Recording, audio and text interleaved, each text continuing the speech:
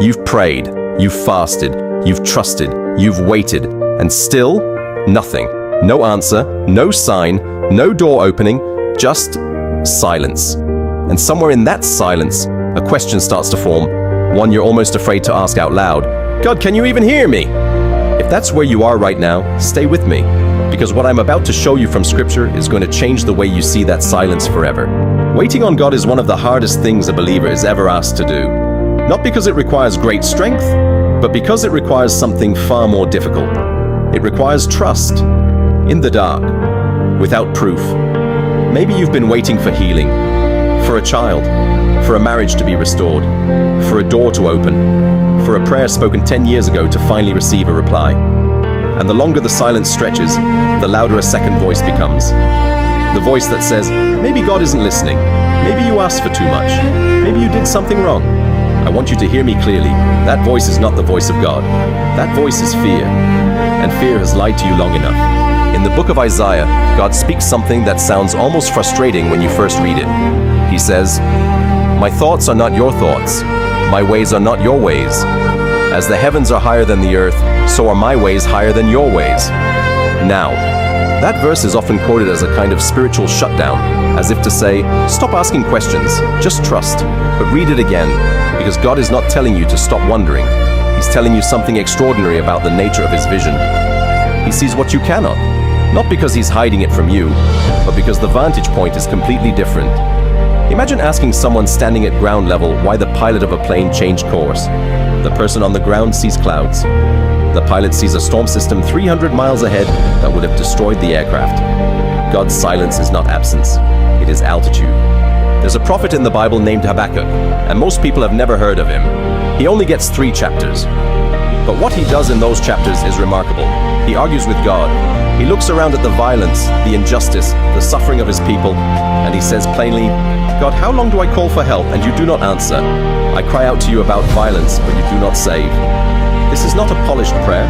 This is not Sunday morning language. This is a man breaking open with frustration at the silence of heaven. And God does not rebuke him. God does not ignore him. God answers. And God says this, write down the vision. Make it plain. For the vision awaits an appointed time. It hastens toward the end, and it will not lie. If it seems slow, wait for it. It will surely come. It will not delay. Did you catch that? God says to Habakkuk, it has an appointed time, not a random time, an appointed one. Your answer already has a date on it. So why does God wait? Scripture gives us at least 3 reasons, and each one matters. The first is preparation. Sometimes God hasn't answered because you are not yet ready to receive what He intends to give you. The thing you're asking for is real and it's coming. But if it arrived today, it would overwhelm you, undo you, or be lost on you. He's not withholding blessing. He's building capacity. The second is protection. Some of the prayers God has not answered are prayers He said no to on your behalf. Not because He didn't care, but because He could see what you couldn't. The relationship you begged for, the deal you chased, the door that looked like opportunity but was leading somewhere you were not meant to go. And the third, the one that changes everything, is positioning. God is not just answering your prayer. He is aligning circumstances, people, timing, and provision across a landscape far larger than your life alone. He is positioning an answer that will not just bless you, but bless through you. Your answer already has a date on it. Psalm 27 ends with one of the most quietly powerful instructions in all of Scripture. David writes, wait for the Lord, be strong and take heart, and wait for the Lord. Notice something. He says it twice, back to back, not as repetition, as reinforcement, as if he knew how hard it would be, as if he himself had sat in the silence and almost broken under it. Waiting on God is not passive. It is an act of war against despair.